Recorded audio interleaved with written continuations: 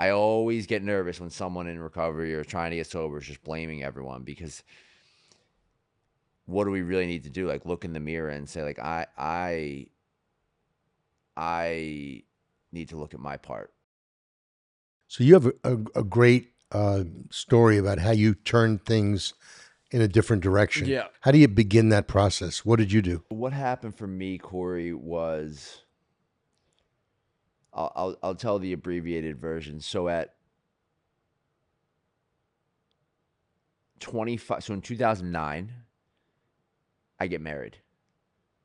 And at that point, I am already well on my way to a pretty destructive life. And the only, confrontation I have in that relationship is around my drinking.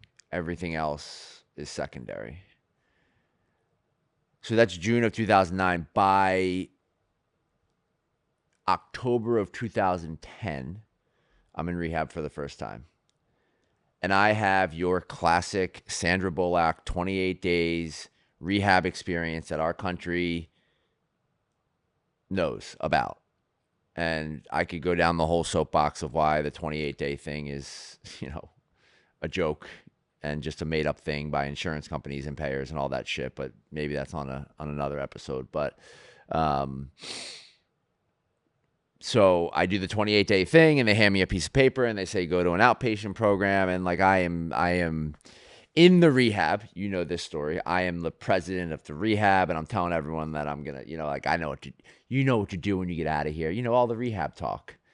And I'm drunk within, 2 weeks of leaving that place. And the only thing good that came of that was my wife at the time, Jen. We signed a contract during the family program at this treatment center, Seabrook House, who's still around. They're still getting people well. That basically said if I drink again, she was going to leave me. And I did, and she left. And she saved my life, because she was the first person in my life to say, I love you. Like, I really love you. I did not want this to happen. I want you to be okay. I want you to be well. And she did it with such a full heart.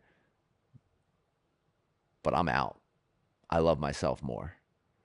And it was so powerful, man, because like, I didn't realize it at the time, but everyone else in my life was just co-signing everyone.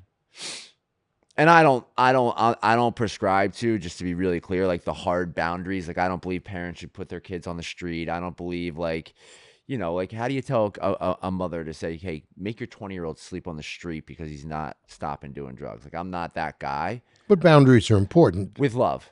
right? Because as an addict and an alcoholic, it's not about what you're saying, it's about how you're saying it for me. If you're saying it like this and I feel like you're coming at me, well, if you're saying it like this and I feel the love, no matter what you're saying, like, I'm more open to.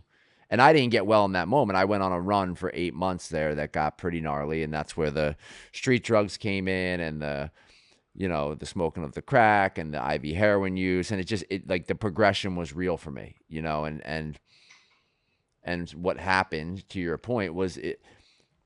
And this is the thing that I think is so fascinating about the work that we do.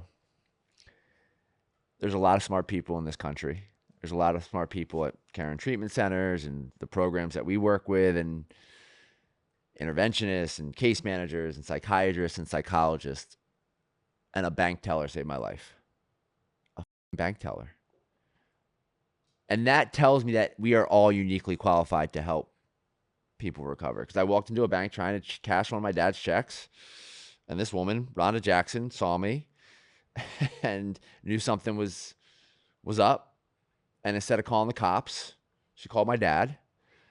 And my dad was there within, 30 minutes. There had been missing persons reports filed on me, and my family was convinced that the next call they were going to get is that I was dead. And my dad walked into that bank, through those doors, and put his arm on my arm, and he said, son, we're going home. And I say that story and I have the goosebumps, and he was right. And the next day or two is kind of a blur, but I end up at Karen Treatment Centers, and I stay there for 4.5 months. And you're still an Eagle fan.